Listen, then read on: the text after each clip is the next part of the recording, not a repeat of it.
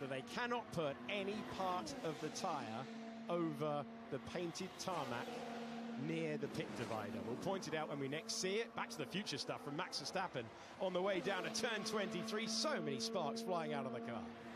Marty. Marty McFly was that. Back to the future. Yeah, that was spectacular. As the downforce piles on the car, it pushes it down into the suspension, the tyres compress, and it really just drags itself along the racetrack. With the DRS open, of course, you have that balance shift onto the front axle. That's a good lap if you're a fan of Max Verstappen, if you're a fan of a competitive qualifying hour, and this looks pretty good as well. If you are an Oscar Piastri fan, fastest middle sector of anyone so far. Yuki Tsunoda crashed right here in FP2, left his mechanics with a huge rebuild job. Can Tsunoda get anywhere close to his teammates' time? The answer is not too far away. He'll be pleased with that. Yuki Tsunoda trying to make Q3 for the first time around this racetrack today with the senior team. Piastri's fastest by all of 7 thousandths of a second. That sums up the state of play at the moment between the two McLarens. 7,000 separating those two. Tsunoda will be really pleased, I think, with that starting gap to Verstappen. Just a couple of tenths, 2.5 tenths to his teammate. And then you can start to build from there as well. Obviously, Max will do the same. And going into Q2 and Q3, he's very capable of finding huge chunks of time. Red Bull generally not a mile away. Neither is George Russell, the Mercedes man who has been in the top 5 of every competitive session. Qualifying, sprint qualifying, Grand Prix this year. He's always been in the top 5. We've got what looks like a bin bag on the main straight. Kimi Antonelli wisely avoiding, having gone up to 7th. George Russell split the Red Bulls. He's in 4th.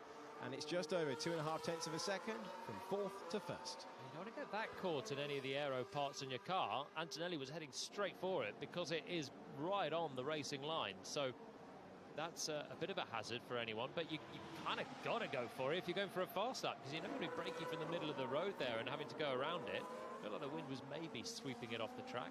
We'll have to keep an eye on it. Yeah, it's come over from the fan zone area. A very spectacular fan zone here, enthusiastic crowd that come out as the sun sets. Looks like it's cleared from the racing line as Oliver Behrman manages to have a take 2 around a Grand Prix circuit. This is the first time he's had a repeat visit, a super sub for Ferrari last year when he made his Formula 1 debut and scored points in 7th place, looking to repeat the feat for Haas. 3 times this year out of 4 races he's been inside the top 10 by the time the checkered flag falls on Sunday. Behrman's had a quietly impressive weekend as well so far, using all of the roads, sweeping into turn 13 from the outside curve and then washing wide early, getting right out onto the dustier part of the circuit. Behrman's been quick. Haas felt like they should have had a good chance this weekend, or they should have a good chance. It's a very smooth surface, which means they can run their car closer to the ground and try and find a bit more performance, as they did in Shanghai, where they got double points. Managed it in Bahrain as well with a great strategy and good race pace. But now they hope that they can qualify better and make their life easier for tomorrow. Really impressive how Behrman very quickly settled into that team. A much more experienced teammate, former Grand Prix winner, of course. And it just feels that he's been around for a few years. You know, when we had the helmet shot before the session started, his youthful look tells you otherwise, but certainly doing a super impressive job, and I think he'll be relatively happy with that opening time. Sainz has gone up to 9th position. He is behind his teammate Alex Albon. It's generally been the other way round. Let's see what Hülkenberg can do as Alonso goes into 6th position. The German driver who scored a point here last year, making the top 10. That would be his aim once again. He's good enough at 12th at the moment. Norris has the fastest first sector of the session so far. Yeah, solid lap from Hülkenberg. And Sauber also looking like they want to be making Q2, maybe even an outside shot at Q3 with Nico Hülkenberg as Norris lowers the benchmark. But we are still over 3 tenths away from what they managed in FP3, so there's more evolution to come, as most of the drivers are doing multiple laps on that first set of softs. I grip the wall, exit up last corner. We will check. Yeah, just a little tap, almost better to graze up alongside it with the side of the tyres than sometimes, well, as we saw with Tsunoda yesterday. Hi, grip the wall. Exit up last corner. We will check.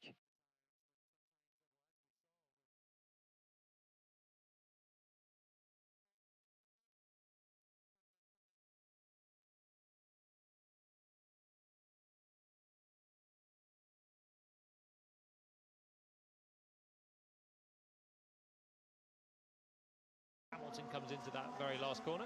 Breaking down from 210 miles per hour, Lewis Hamilton has been chasing balance and performance around this racetrack where he's a former winner in the past, and he gets himself up to 10th. This is a circuit where he's been eliminated in Q1 in the past, and he's just looking to book his place into the next stage of qualifying. It's a curious one with Hamilton, and of course there's been a lot of discussion as a 7-time world champion that it's taken time to adapt to the various operational systems, and I don't doubt that at all. But other than China in the sprint race, it just feels like they sort of cut and paste the emotional difficulties he had getting used to the Mercedes car over the last couple of years. Doesn't feel like he's getting much closer from what we've seen as well. When, you know, in Melbourne, he was a couple of tenths away from Leclerc the whole way through the weekend, and then it rained on race day, and the two were running together. There was a moment where Lewis was ahead of Charles as well. Then he had China, which was just, we thought, race 2, or before even race 2, we thought, wow, this is it. He's landed now. He's learnt it all in Melbourne. Clearly, there's still a bit more that he's chasing. That lap that he's done, actually, is about as close as he's been to Leclerc so far through the weekend. So there's encouragement there, but with 5 minutes to go, he's going to have to get back out or do another fast lap, because he's right in the danger zone. You're absolutely right, but here's the difficult thing in that conversation as we get this incredible view from behind the driver. If you had a set of top trump cards and you got Hamilton, you would just be giggling to yourself. You know, that's your ace, isn't it, in the pack? You're winning on a lot of stats. Oh, was that a wall tap for Alex Albon? It was very close if it wasn't. And how you brush your way around the 27 turns of the Jeddah Corniche circuit is absolutely defining. It's not much of a margin between breaking the car, as we saw from Yuki Tsunoda yesterday, and having a rapid entry into the corner. Yeah, if it was a wall tap, he's gotten away with it there. Didn't do a personal best in the middle sector, where that turn 16 lies, as he opened it up as much as possible. But again, it was a bit of a glancing blow, if there was the tap at all. Looked like there might have been slightly, and it was very close out of the final corner as well. The Williams has been quick. Albon is currently 9th. And is he going to improve? Yes, he is. 4th position for Alex Albon, and Williams have had a great balance out of the box earlier on. And let's have a look. So Alex Albon's in P4. Pierre Gasly's got a tyre warmer attached to the car. That's not gone to plan down at Alpine. Yeah, we didn't see the beginning of that, but clearly when the mechanic has gone to pull, it's when they put the wheel on, actually, what's happened there is they've got this string that helps sort of tighten the blanket around, has got wrapped up, and I will wager the mechanic that put that on will never not check the strings the next time. Yeah, and Gasly's actually in 18th. He was another driver that I said could go a long way in this qualifying in an Alpine. But we talk about the tyre prep and the way that the blankets come off at the last possible second, and they're held over the tyre to keep it as warm as possible, and it's all tuned so that then the driver can go and do the biz on the out lap and get it into the perfect window, which is critical. And just having to wait there for an extra 20 or 30 seconds for a driver that's in 18th place is not ideal. So Gasly has to make up for that on the out lap he's now on. Pierre Gasly superb in Bahrain when he qualified in 4th position and finished in 7th to give Alpine their first points of the year. 25 laps of the Bahrain Grand Prix. Jack Doohan spent in the points, and then the timing of the safety car did not work out for him. Australian driver trying to thread the needle, trying to improve at least one position and give himself a chance of making Q2. That car looks alive, doesn't it, in the first sector, and Doohan is finding a lot of time on this new set of soft tyres. The dartiness from the front end, it looks really, really good, so long as he can hang on to it, which he's done so far through half the lap. Yeah, matching Antonelli in the Mercedes in that first sector. down 4/10 to our fastest McLaren car. And all those in the drop zone, Doohan, Lawson, Gasly, Ocon and Bortoleto, who lost a practice session with a fuel leak yesterday, are looking for a 2/10 improvement minimum here with the track rubbering in, and we're getting to the final runs. Yeah, there's two Ferraris on outlaps that could come under pressure quite quickly. There's also a chance of red flags, let's not forget, on a circuit lined with walls that is incredibly high speed as Alonso just about stays out of the way of Jack Doohan in the final corner. Antonelli improves up to third. Alonso got out of the way of Doohan, and he will get a tow as he goes for his fast lap. Doohan comes over the line, gives himself a chance. He's up to 13th. Others behind will get the right of reply. The Racing Bulls are next. Here's Isaac Hadjar. Hasn't been lower than 13th position all season long when it's come to one lap pace. And he's 10th at the moment. Good improvement when he needed it. Where does Lawson go? He's making his way through the fast sweepers. He's got one braking point remaining before he goes to the end of the lap. As Max Verstappen goes fastest, we're looking at the bottom 5. The times are incredibly close from the drop zone and inside. You can leap up, as Carlos Sainz does, into the top 7. Lawson hanging on to it at the final corner. And we got a yellow flag out there. Have we got a slow-moving Nico Hülkenberg? He's moving out of the way for the time being. Lawson ahead of Hadjar is massive for his season. Can he keep that going across the qualifying hour? Behrman is up on Doohan. Gasly remains in the drop zone. He was P8 at the end of P3. Ocon is in trouble. He's had a really poor first sector, and I think Esteban Ocon will struggle to recover from that. Tsunoda goes up to 5th position. Gasly scraping down the wall at the final corner of the racetrack. DRS wide open. Gasly needed a lap. Gasly got a lap, and he's up to P9. Behrman trying to get through like he did last year. Behrman does so. P10 under pressure, and now Hamilton is on the brink. Lance Stroll might be the only driver that can yet beat Hamilton. He's not on a great lap, so Lewis is 15th and might survive this whichever way it goes, but he is finding time. Yeah, he's improved in that first sector.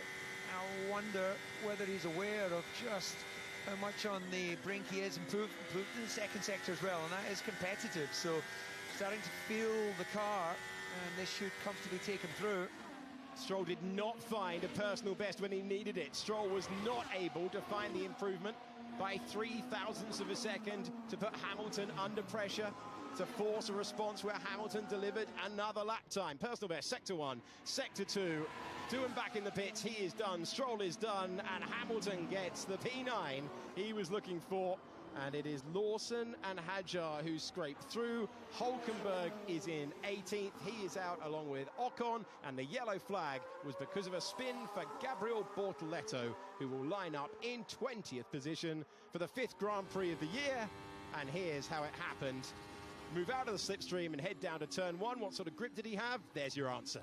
Yeah, not enough, and he's arriving that little bit quicker as well because he's had the slipstream from Max Verstappen, who kind of helped him out. It should be an advantage, but then you've got to break that little bit earlier because you're obviously arriving with an extra 5 kph, and Bortoleto running out of rear grip. Yeah, good, mate. It's been a tough weekend for the reigning Formula 2 champion. The loss of FP2 due to a fuel leak has always put him on the back foot. Yeah, good, mate.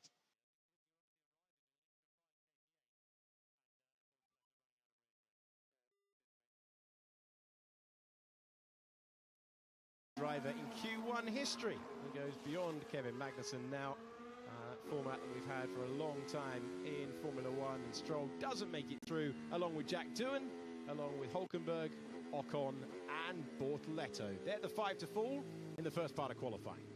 Yeah, I'm going to let you give him that particular stat. Okay, Ollie's through to Q2. Okay, good job, guys. That would sting. That's Laura Muller on the radio there to Esteban Ocon saying, well, your teammate's done a much better job. He's through in 11th, but Esteban out in 19th. And again, Haas have a car on the back row of the grid, which is happening all too often with one of their cars. It was Behrman in Bahrain. Now it's Ocon in 19th, and only Bortoleto's spin probably saved him from being dead low. Okay, Ollie's through to Q2. Okay, good job, guys.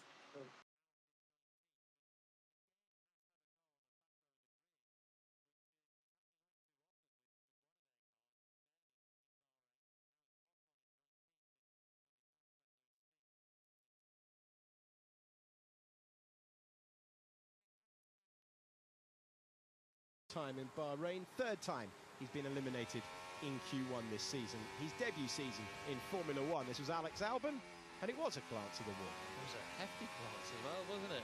It was a solid whack. On another day, it might have been a little bit more costly for him, but it was on the upper end of glancing blows, shall we say. Hit the wall pretty hard into turn 16 on the left-hand side. I think he's damaged the wheel cover on the front left from it. It's towards the end of the lap, and he's hit the wall pretty hard into turn 16 on the left-hand side.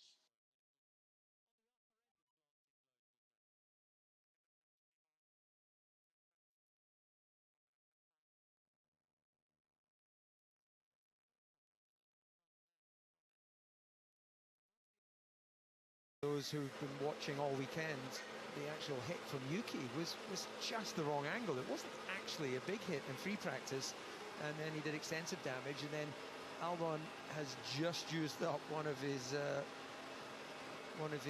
9 lives around this place. Yeah, the drivers have to take so many risks. One driver who did not progress into Q2 was Esteban Ocon, and Alex Brundle is having a look at his performance.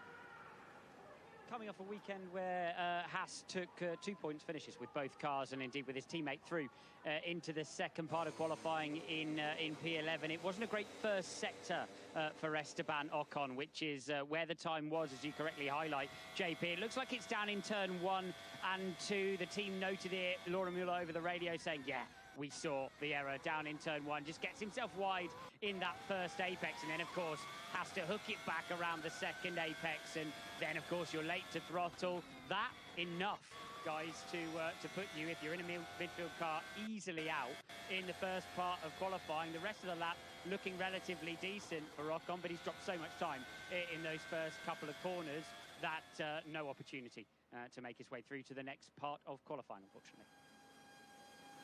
Thank you, Alex. Having a look at the moment that cost Esteban Ocon. This is Pierre Gasly. He's heading to the last turn. He got very, very close. I think he scraped down the wall, didn't he, at the 27th turn? Let's find out.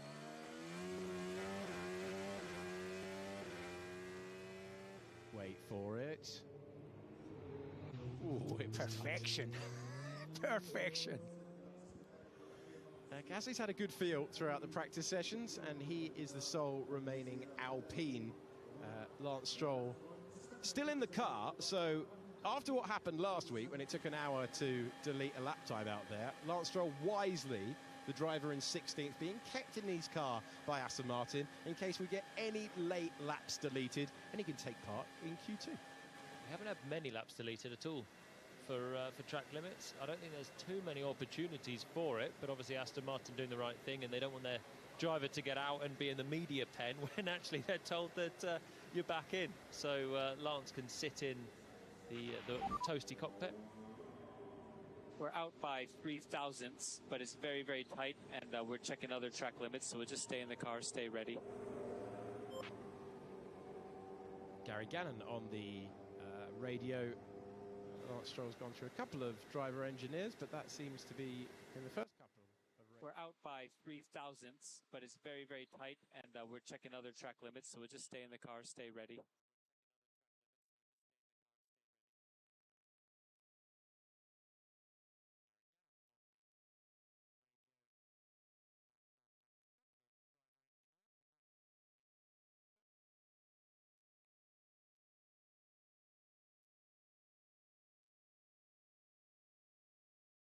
High-tech nature of Formula One, it takes 20 individuals with their hand out to control these eager Grand Prix drivers.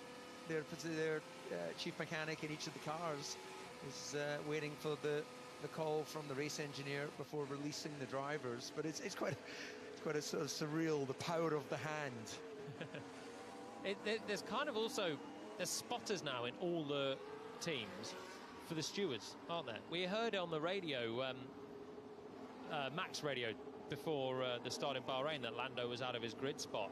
But the drivers are all looking at each other, and we hear it from time to time in the pit lane if there's an incident or anything on track that's untoward. Obviously traffic being the obvious one, where the drivers will radio in and do a sort of hand in the air to the race stewards. But the teams also are trying to find something on anyone. They're trying to dish the dirt on their rivals, but to no avail for Aston Martin. Their hands have come down in the garage, and we're about to get going for Q2.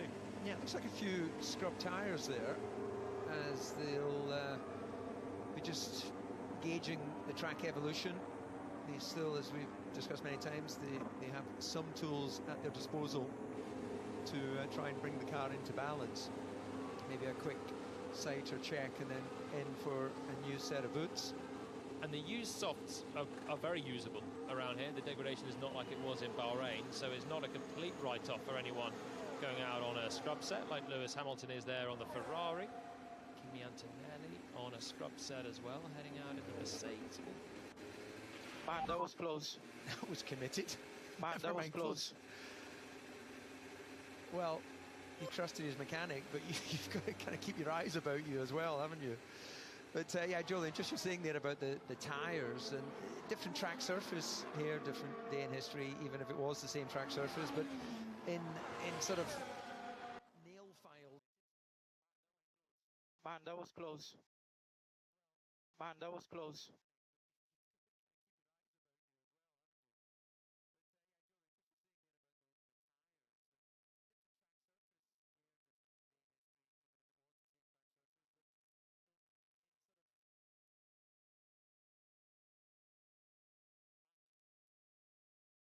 Used 2 sets. The Ferraris both used 2 sets. Yuki Tsunoda was 2 sets. So it's the top 4 that are establishing themselves again at the start of this qualifying, and that will help them again in Q3. Visually spectacular stuff for Alex Albon. He is climbing all over the curbs. It's not quite as clean as he might want it, but he's had a couple of slipstreams. He's got his teammate leaping out of the way of him at the final corner. Worth saying, incident involving Liam Lawson has been noted for an unsafe release. You do not want to get pinged for a penalty when it's operational stuff in the pit lane, just to leave the pit lane for your qualifying lap in Q2. 28.5 for Alex Albon, and everyone will try and respond to that lap time, including the form man in the championship, Oscar Piastri, our only multiple winner of the year. We're in Q2 with 11 minutes to go. Watch this for the direction change of a modern Formula One car. You see how much you have to use the curbs, but wide too much at turn 9 that's coming up in a few moments, clearing the Williams of Alex Albon, who's just laid down the lap time, threading the needle at high speed, striking the curb at turn 10, and then it's the hairpin at 13. Almost looked in that overhead as if he was a little bit wider than he would like in that middle sector. It may be just the deceptive nature of that. Let's see how the sector unfolds. I think he was. I don't think it was the cleanest, even though it's the fastest in Q2. It's a couple of tenths away from the fastest that was managed in Q1. He was quite wide at 5, and then the car looked lively as well as he turned into the right-hander at 9. Such a brilliant corner to see where the car is, and a great direction change through 22 and 23 for Oscar Piastri in the car that's leading the Constructors' Championship. And their drivers are 1 and 2. Piastri is 3 points back behind Lando Norris. He clears his teammate, like he will hope to by the end of the Grand Prix tomorrow. Here's the lap time he's looking for to book his place in Q3, the top 10 shootout. And it is a lap time good enough for a 27.9. So, Piastri... 27.6. 27.69. But Verstappen is quicker, and he's 0.3 quicker in the first sector, so it wasn't the cleanest first part of the lap from Oscar. The second part was very good, and the scramble over the line was good as well through the final corner and out, as George Russell does the same. So Antonelli has only gone to 3rd behind Carlos Sainz, so the Williams form continues. Russell gets within a couple of tenths of a second, and Max Verstappen's time will be interesting. Can he maintain the speed all the way to the end? He can, and it shows you that Piastri left time on the table in that first sector. Can Charles Leclerc, the driver with the second most pole positions in Ferrari history, behind only the great Michael Schumacher, find more form as we get towards the business end of qualifying? This is only Q2. We will reset the times before we get to Q3. But let's see where this opening effort goes. For the man from Monaco, he comes over the line, he goes into 4th. It's Red Bull, then McLaren, then Mercedes, then Ferrari. Definitely felt like he had to sort of roll the car into that final corner, and actually almost sounded like he was almost on a long run lap. Not saying I'd be able to get close, but what I mean is, I wonder if that's telling us that they just started to run out of tyres in that final sector, Julian. It's a very difficult final corner. You've got to approach with speed. It's a very fast approach as Norris just about manages to get ahead of Verstappen. That's new tyres apiece for the McLaren and the Red Bull. The final corner, it's a long apex corner. You attack the entry so aggressively, braking and steering at the end. But then you have this weight phase in the middle where it's very difficult to sort of V-shape the corner, to brake all the way to throttle. You roll off it, and it's quite bumpy at the apex as well. So I've seen drivers go slightly wide of the apex throughout the practices, trying to avoid those bumps and keep a stable platform. It can often mean you're running out of road on the exit, and you want to kind of go for a slightly later apex to clean off the exit and get it straighter, so you're not doing a Pierre Gasly and sweeping the barriers on the outside. Yeah, there was one of those little errors there that lift a bit more than you maybe would have liked, so definitely more time to come from Oscar.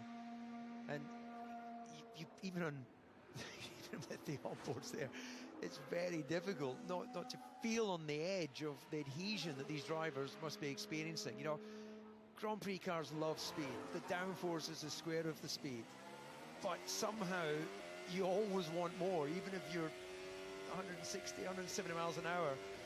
As he gets slips him across the line. Yeah, McLaren coordinating it really nicely there, with Piastri finishing his lap and Norris beginning his. Norris took his McLaren around for a 1:27.481, current fastest time, and he was 400ths quicker than Max Verstappen, who's back in business after a bit of a bruising time in Bahrain. He is fighting at the front once again, and it's the top four in our classification. A scrambled version of the top four in the World Championship.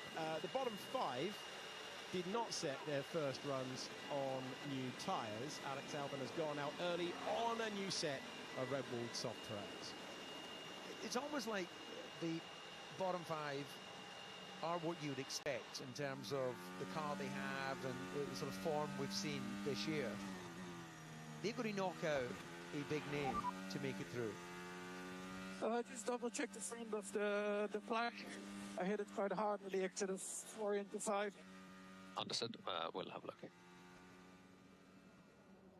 He did hop over it a little bit like Piastri did there on the exit of 4, sweeping in too much speed on that left-hander, and should be okay. Managed to do the rest of the lap extremely. Just double check the front of the plaque. I hit it quite hard with the exit of 4 into 5. Understood. We'll have a look.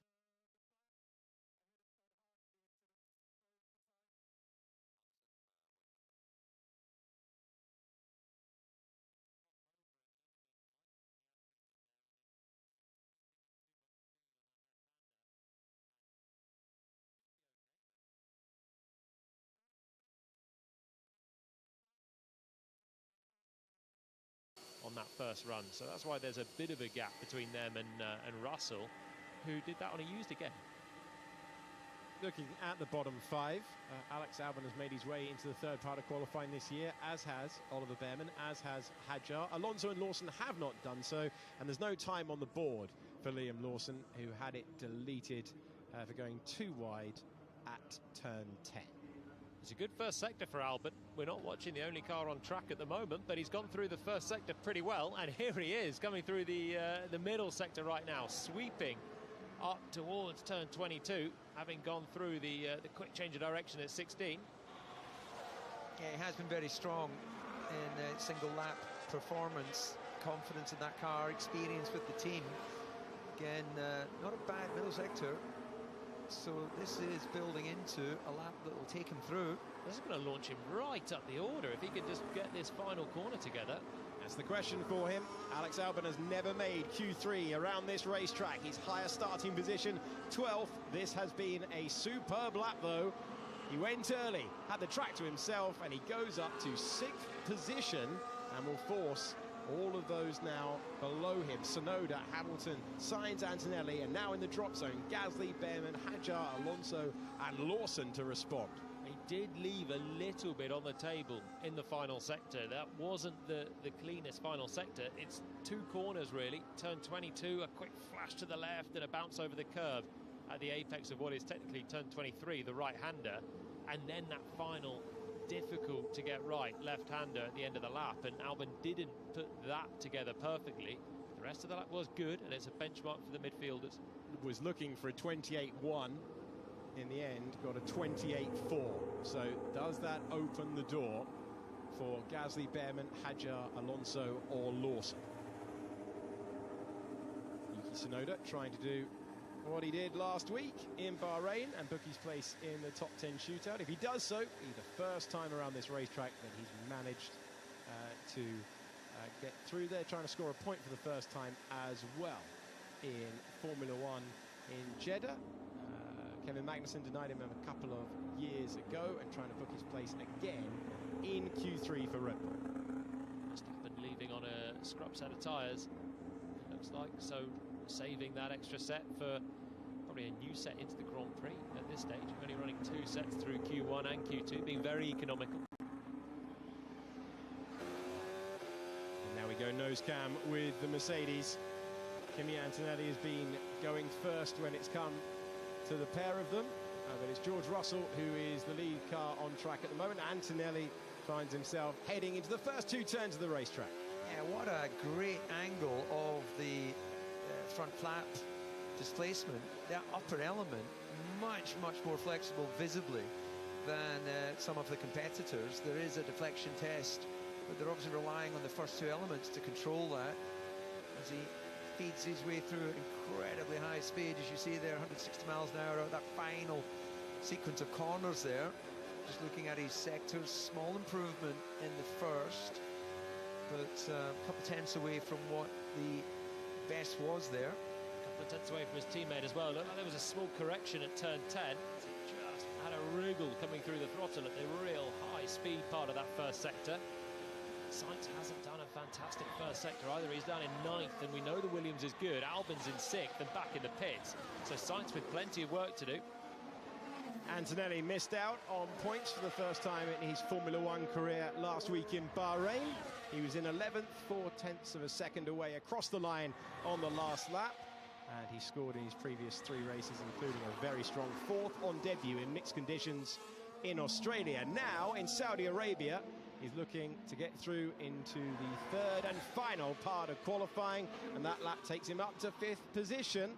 Sainz will be one to watch, though. He's had a great weekend so far when it comes to 1-lap pace. He's done a very tidy middle sector, so he's really got to put this together to get himself out of that 10th place on the bubble, because there are drivers quick behind. Piastri's moved up to 3rd. Carlos Sainz trying to fight through into the 3rd part of qualifying. Good lap to move up to P6. Which puts Hamilton on the bubble now as well. Tsunoda not out of range in 9th and 10th, and Gasly's got a quick Alpine, and Hadjar and Lawson are trying to improve as well. Behrman cannot find his way through with 30 seconds to go. What can the Racing Bulls do? Lawson trying to improve to the top 10 in qualifying for the first time this year. Something that Isaac Hadjar knows well. He's been as high as 7th on the grid so far this year. Can he fight through? No, he can't. He's in 11th position. And it's over to Liam Lawson. The New Zealander comes across the line and he gives himself a chance. He's P10. So Hamilton. Yeah, sorry, Julian, after you. Well, no, I was going to say he's in the drop zone. 5 seconds to go, but he is on a fast lap, DC. Yeah, but he dropped it. Well, he hasn't done his best in the middle sector. Liam Lawson has put the pressure on. The 7-time world champion responds. And it wasn't the cleanest lap, but it was good enough to get through to 8th position at the moment. Alex Albon is down to the drop zone on the brink of the drop zone in 10th position as Gasly gets to 8th. It's Tsunoda down to 11th. He's on a push lap, so is Fernando Alonso. 2-time champion and podium finisher around this racetrack comes over the line, and Alonso can only get to 13th. So can Yuki Tsunoda dig himself out of trouble? The driver who was crashing yesterday is 7th today to eliminate Alex Albon, and Tsunoda finds a lap under pressure at the end. It's 2 Red Bulls through into Q3. Once again, it's Gasly there for Alpine, Sainz there for Williams. Hamilton made it through. Look at the margin, 7 thousandths of a second between the Ferrari and the Williams, but it's Albon, Lawson, Alonso, Hadjar and Behrman. The 5 cars eliminated in Q2. So as I was saying going into that session, the bottom 5, you wouldn't be unexpecting, you wouldn't be surprised, I should say, if they didn't make it through, other with the exception of Albon, who has been on top of it so far this year, but it seems that Sainz has found a bit of form. Yeah, ever since he rolled into Bahrain, Sainz has been talking about the little wins adding up to overall performance, and that's the second week in a row he's out-qualified Alex Albon. Man, sorry guys, that was a pretty damn good lap, to be honest. I think it was for Liam Lawson, who's out-qualified Isaac Hadjar and got a first notch on the board for him in qualifying head-to-heads for the year. 12th position, not a bad return. Albon 7,000ths away from Hamilton, who didn't put his cleanest lap together, but just about scraped through. 7,000ths ahead of Albon, who missed a little bit in that final sector. So it's 7,000. Man, sorry guys, that was a pretty damn good lap, to be honest.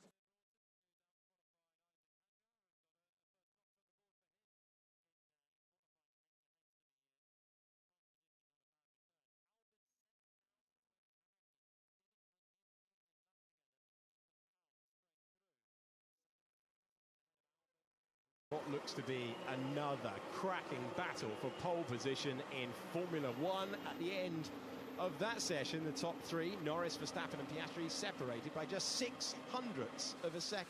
Well, we should have the top 4, 1/10. Yeah. A whole 10th by the time Russell put on new tyres as well. So that is 4 cars in this fight. Well, not to wish this season away, but we should remember these moments of just how close Formula One is, because historically when we have a big regulation change, it sort of opens out the field.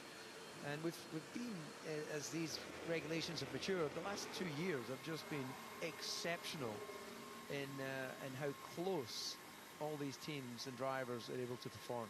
It is a 6.1 kilometre circuit. It's a 3.8 mile, 27 turn racetrack. And we're separated by milliseconds between Lewis Hamilton and Alex Albon. That's the difference between going through and going out. And the top 4 in the World Championship not separated by much at all. Ferrari not in the fight today. At the moment, can they change that?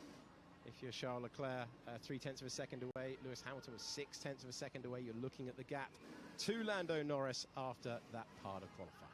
They've got too much to find, Ferrari. They'll be happy with the second row, I think. If they can scrabble one of their drivers into that podium fight again like they did last time out, then that'll probably be a pretty good effort from them. The top 4 look like the top 4, the 2 McLarens, Verstappen and Russell.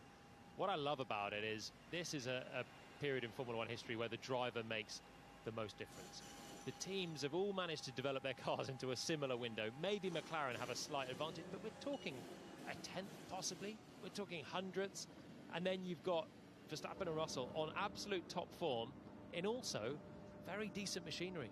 Red Bull, they've now got 2 drivers into Q3. Tsunoda has done a good job and is able to look like a decent backup driver to Verstappen at the moment.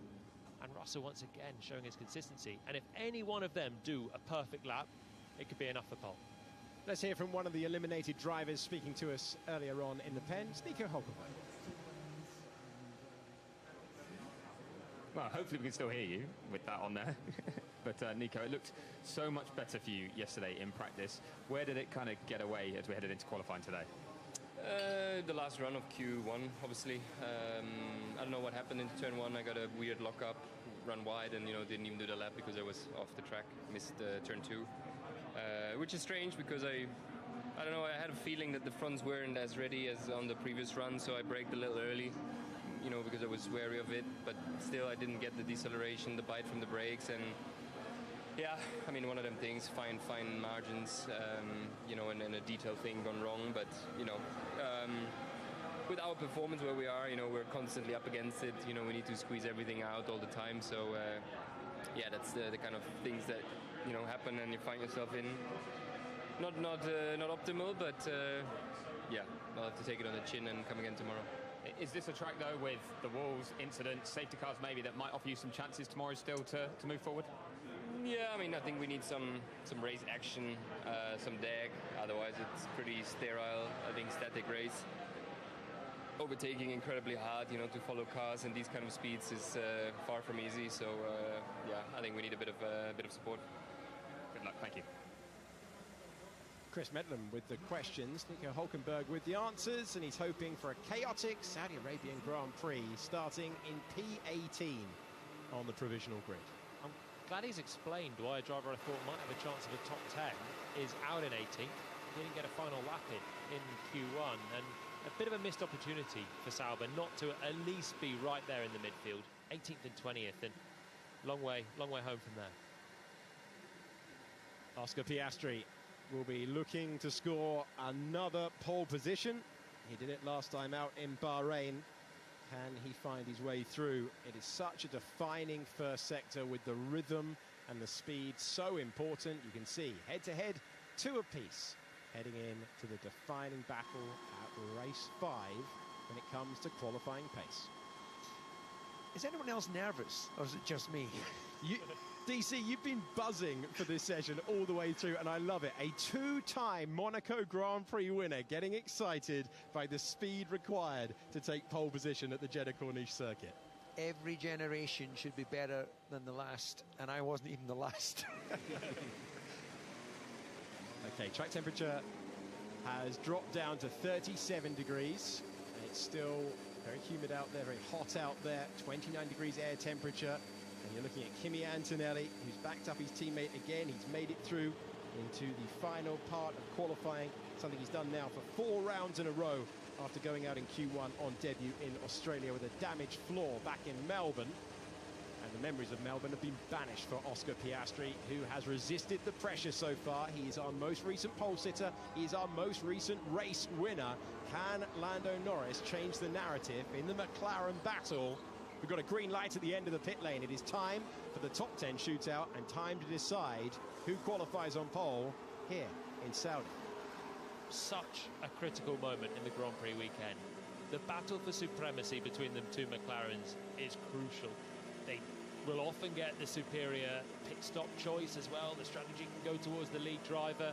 And when you've got Russell and Verstappen just trying to get involved, just yapping at the heels of the McLarens at the moment, they have to get their own performance absolutely perfect. I love this moment in qualifying.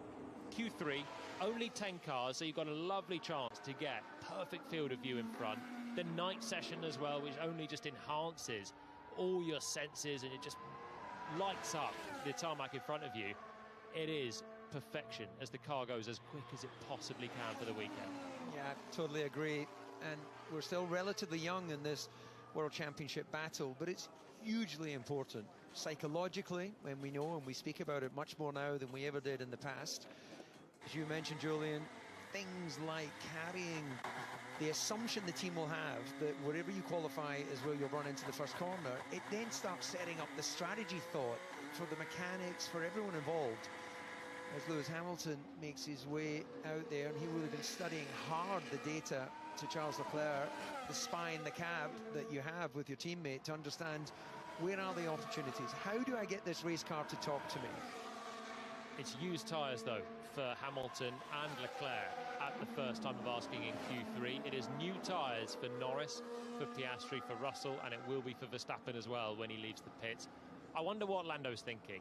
He has had the pace by a fraction over Oscar so far through this weekend, including into the first couple of parts of qualifying, but only by half a tenth. And we know he's not been able to put in clean Q3 laps at the decisive moments. Now is the time for him to answer that question. Looking for 2 attacking laps, but first of all, we ride on board with Oscar Piastri. The 24-year-old from Melbourne is hopping all over the curbs in the first sector. A little bit too much of a hop, I'd say, over at turn 5, and it just meant he struggled to rotate the car through the right-hand side as he skipped over it. It doesn't look a lot, DC, but if you consider the top 4 were separated by a tenth of a second, you're going to need to ace that first sector. Yeah, well, that's not the fastest we've seen so far, and you can just hear the hesitation as one corner leads to the other. We'll see how the rest of the lap builds, but this is definitely not looking like a sort of lap that would just pump you full of confidence. There's margin in there for Piastri. He's a couple of tenths away from what is possible in that first sector with a sweet drive. He's quick through there, though, 22, maximising it later on. And he would know that there is time to make up. George Russell has gone slower through the first sector. His radio message is to check the floor. The first run gives the confidence to attack the second run, and Piastri knows that every hundredth is going to count around here. We've got a yellow flag out around the racetrack, and we've got Piastri over the line as Norris in the other McLaren finds the barrier. Lando Norris in Q3. Another moment, a defining moment, chasing pole position and finding the wall. Well, that's good to read that he's okay. It's huge. I feel it's huge for the momentum of this championship. Oscar has just not done his greatest lap. He went quicker in Q2. This was a door ajar on a weekend where Lando has been the faster McLaren, but you just feel the pressure on his shoulders, the weight on his shoulders in these Q3 laps, and it's another one that's gotten away from him. Let's have a look at it. Coming in towards turn 4, he used everything coming out of 2. He's got wide eyes to similar. So early, and a minor moment with a major repercussion for the World Championship as Norris goes over the curb and into the wall. So it's a similar moment to Oscar just running wide through 4, but the rear end of Lando's McLaren is so much more squirrely. He turns it in, he's slightly wide, jumps over that curb, but he gets the oversteer as he's going, and the car's got all sorts of lateral movement on it, which he just cannot control. Lando, are you okay? Lando, are you okay? Yeah, all good. Idiot. Don't worry about it, mate.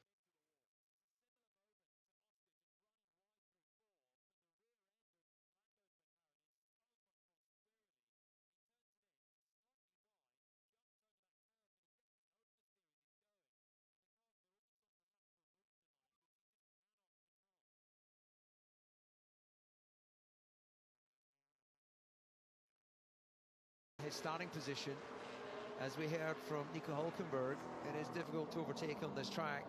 He does have good car pace and he can make those tyres last, which was what I was just about to say. For Piastri, visibly quicker than so many others in his attack into the final corner, and that's when we cut to Lando, and the smallest of mistakes, you pay the biggest of prices on a track like this. It just weighs heavy on your mind when you've got this niggling down. As you say, Alex, last year it was the starts. How many times was he on pole? Couldn't keep the lead into the first corner, and then he nailed it finally, and the starts he's now got under control. Qualifying, Lando's always been an absolutely fantastic qualifier. Pound for pound, I would have said he's one of the fastest on one lap, and I still think he is. But he's just not able to execute with this McLaren this year without making plenty of small mistakes, and that was another one. It was a small mistake that just had big consequences on this punishing track. Just want to do a bit of housekeeping. Oscar Piastri's time does stand. He got there before the red flag. A 1:27.560 does stand. We've paused the clock with 8.5 minutes to go, and there were 4 contenders who looked capable of pole position. Lando Norris, with the error, eliminates himself from that battle. Piastri versus Verstappen and Russell still to come, with others trying to cause an upset in the mix as well. We have seen drivers improve from 15th to 2nd here. That was Max Verstappen a couple of years ago, but it's Piastri with the time on the board and Norris with the car in the wall. And there are 3 points between the two of them in the World Championship heading in to this round.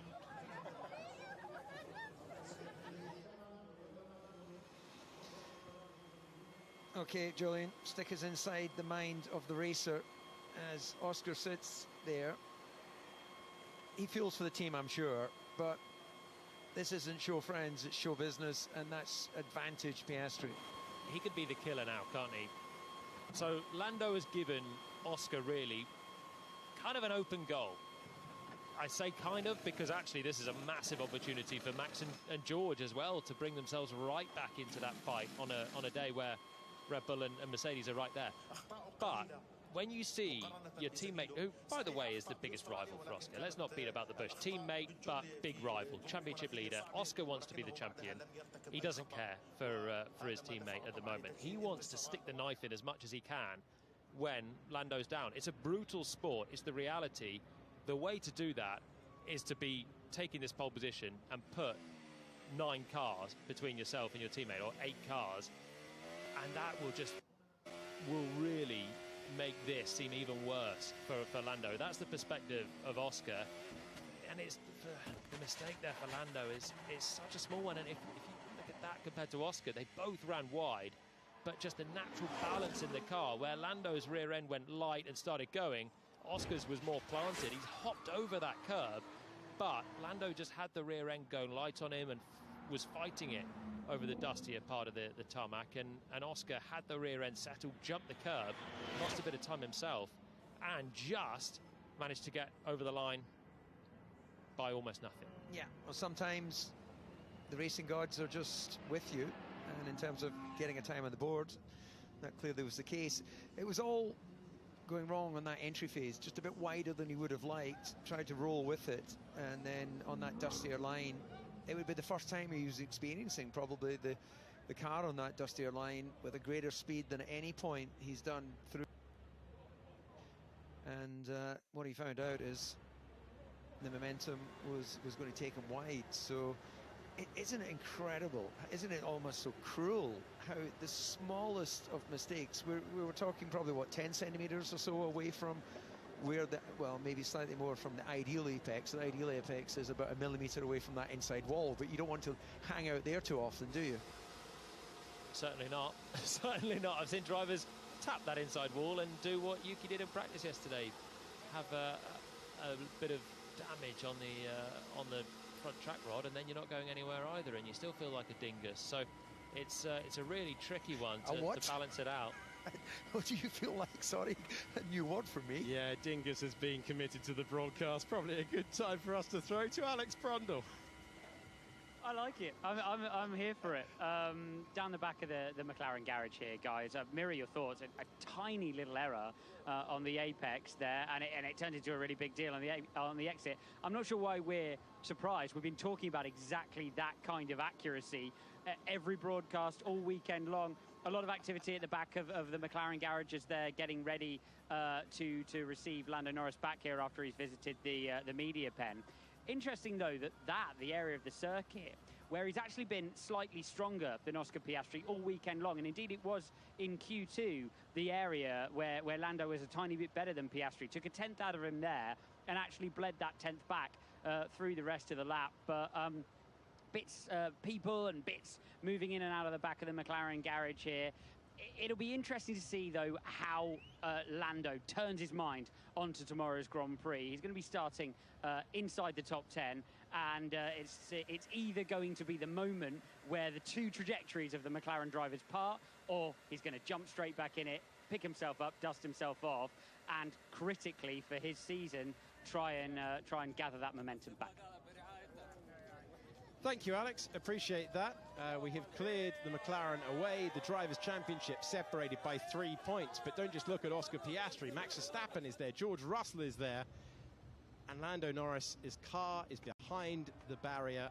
We have a minute to go before we restart this session. And there was so much talk about Q3 and performance. We talked about the walls being close. We talked about the speed of these cars, and we have had a big moment. It is worth pointing out, this is round 5 of 24 in the World Championship, but we know the importance of momentum, and when you consider that Oscar Piastri has been within a 10th of a second of the pole position time all season long, whether it be in sprint or Grand Prix qualifying, it's a major advantage towards the Australian at the moment. This is Max Verstappen. He's all right, yeah? I believe, yep. He's communicated he's okay, yep.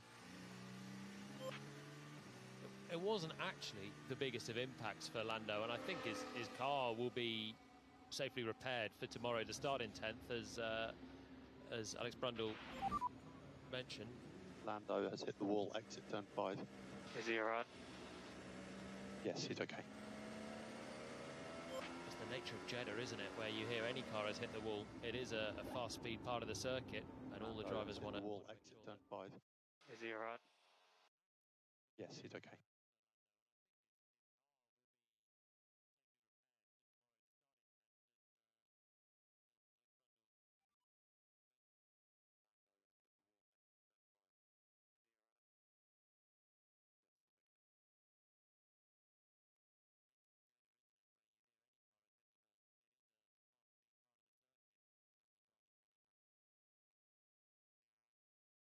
A big chance now for a big points differential.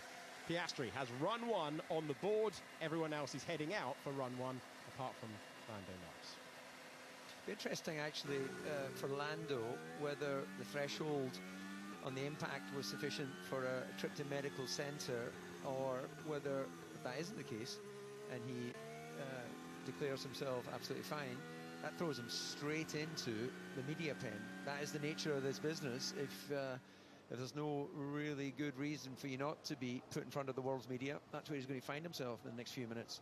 The medical light wasn't triggered according to our information, so below a 18G impact. And so DC, who's been through that before, knows that it's straight off to the media pen. Can you get in your own head about qualifying, gents? Can you find yourself, so DC, you've been on pole in Monaco, the greatest street circuit of them all, but when it went to one lap qualifying, you just didn't get on with that format. Can you maybe explain to everyone at home how that feels behind the wheel?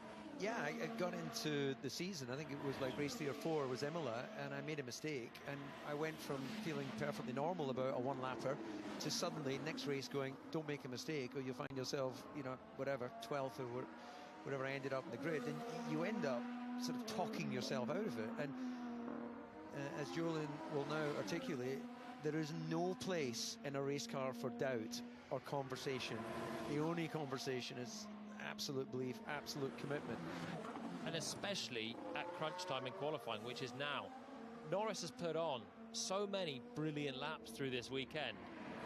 He's shown he's got the pace time and time again, but it's the Q3 moment where I can't help but think he is in his own head there, and he is overthinking it when it comes down to just those last 10 cars, really him and his teammate, and maybe Max and George in the fight as well. And he's realising he has to go and find something special, but he's already been doing that lap after lap this weekend. It is the human element sitting at the centre of the prototype technology that makes this sport what it is. Can Max Verstappen now step forward with one McLaren gone, one McLaren on provisional pole? And that is the fastest first sector by way of a response. Yeah, we know he's got a chance because he's already gone quicker than Piastri's benchmark time, and he did that in Q2, and we saw Oscar have his own moment at turn 5 and lose a bit of time in the first sector. So there is a door ajar for a Red Bull pole or maybe even a Mercedes pole, and this is looking neat and tidy for Max. Yeah, if anyone's got the mental strength, it's this man here. These are all exceptional athletes, even Lando, who's clearly made that mistake today, but they operate in the very, very rare air of brilliance. And can he run just below that threshold of mistake and snatch a pole? That's the aim for the man who has done it before around this circuit. It was an amazing effort 1 year ago. It will only be an amazing effort to take pole position around the circuit. And it's good enough by 1,000th of a second. The finest margin that we could have by putting a digit on the board. Verstappen P1 by 1 millisecond. And the form book, throw it in the bin. It is the driver making the difference in Jeddah. Piastri watching on from in the garage, and he'll know that he needs to improve on his time, but to know you're not on provisional pole before you head out for the final lap is that bit of added pressure that Max has applied. Now, Max has got a hot foot back to the pits and chuck on a new set of tyres for the end of this as well. He has a chance to do that and improve on his own lap. He was absolutely maximising it coming out of that final corner. Well, here's the thing. Best drivers in the world, anyone is welcome to have their opinion on any era, but is this the best season of qualifying we've ever seen? It has been mesmeric stuff so far. Lando Norris in Australia, Oscar Piastri's maiden pole position in China, Max Verstappen's generational lap in Japan. Very long grip, turn 1. Yeah, understood. Tyres were not ready. And by the sounds of things, with his conversation with the engine. Very long grip, turn 1. Yeah, understood. Tyres were not ready.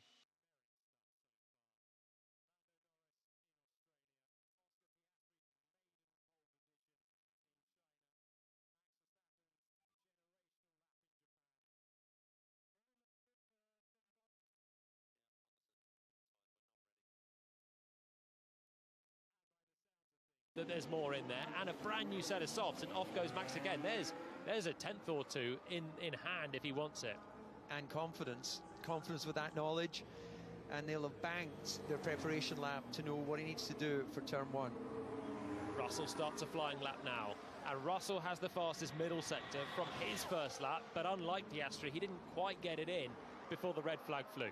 Couple of times on the front row so far this year for George Russell. Can he get there again? Can he get there at the head of the field? That's his aim as he makes his way through the first sector of the racetrack. This would mean an awful lot if he could steal pole position away from the McLarens. Verstappen has managed to put it on provisional pole. Russell is trying to usurp him.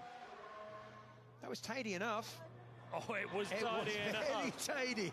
That's a huge first sector from Russell. That's the quickest we've seen so far all weekend. At crunch time, final lap, one-shot wonder for Russell, and he's already lit up the timing screens in the middle sector on his previous lap. If he can replicate that, this is a monster lap, maximising it as well, coming out of turn 17, right up against the wall. Nothing wrong with his prep into turn 1. It just flowed through there. This is what he needs. He needs the improvement because Verstappen will go again with the car when it's lighter. Everyone else will have the track when it's gripped in as well. There will be a response from Piastri and Verstappen. Russell has one corner to go to rotate the Mercedes. Is he on his way to provisional pole? The driver chasing his first pole of the campaign. The driver chasing his 6th pole in Formula One is fastest in the field by a 1/10 and a half. Wow, that was a beaut. Next up, Oscar Piastri tries to respond. This is a car that should be the benchmark, and he's half a tenth up on George Russell with a new benchmark in the first sector. He was all about to step forward in qualifying for the young Australian this year. He was out-qualified 20-4 by Lando Norris last year, but he's always been the lead McLaren on the grid around this circuit. He already knows that will be the case, but will it be Russell, will it be Verstappen, or will it be this man improving Sector 1? It's not an improvement in the middle sector, but he's close. Oh, Russell's time ebbed away in the final sector. Verstappen has just put in a massive first sector, quicker than both of them and by a margin. Piastri with one more corner to go. Yeah, eking out the last little bit of evolution of this racetrack. Not as sort of visibly committed on the entry on this particular lap as the previous. Piastri going for his 3rd pole in Formula One, and the final sector was fantastic for Piastri, and Verstappen is up by 0.05, leaning on the curb as he makes his way through turn 23. Piastri beats Russell. Then it's Verstappen in 3rd. Charles Leclerc is in 4th. Antonelli 5th. Then it's Hamilton, Tsunoda, Gasly, Sainz, and Lando Norris, who found the barriers, is down in 10th position. But it's over to Max Verstappen, trying to steal away another McLaren pole. Max Verstappen has done it at the last. Max Verstappen on pole position. He's stolen another one from the grasp of McLaren and beaten Oscar Piastri by 1/100th of a second after a miserable time in Bahrain. Return of the Max. Oh my goodness, there should be 3 pole position trophies because each of those drivers took the maximum from their vehicles. Absolutely brilliant. What a qualifying session that was. An absolute privilege to see. First of all, Russell, then he got done by Piastri, and by 1/100th of a second, Verstappen nailed it right at the end. That first sector that he put in was huge, full commitment, managed to find that time obviously in turn 1 where he struggled before, and then just sent it through the faster stuff where Lando Norris hit the wall, and Verstappen has once again pinched pole position from underneath McLaren's nose. And actually, just picking up on that, Julian, exactly as you highlighted, he identified turn one things weren't ready. He banked that, he prepared his lap differently. He took the risk that he then might affect himself later in the lap, but he won it where it mattered. Yeah, that's pole position. Oh, oh yes! Oh my God, guys. Simply lovely that. Fantastic, Max. Fantastic. It worked very well, that strategy in the end there. So you nailed in 2 perfect laps. Well done, mate. Yes, I'm very happy with that. Well done, everyone. Well done. The car really came alive in the night. Well done. Yeah, that's pole position. Oh, oh yes! Oh my God, guys. Simply lovely that. Fantastic, Max. Fantastic. It worked very well, that strategy in the end there. So you nailed in 2 perfect laps. Well done, mate. Yes, I'm very happy with that. Well done, everyone. Well done. The car really came alive in the night. Well done.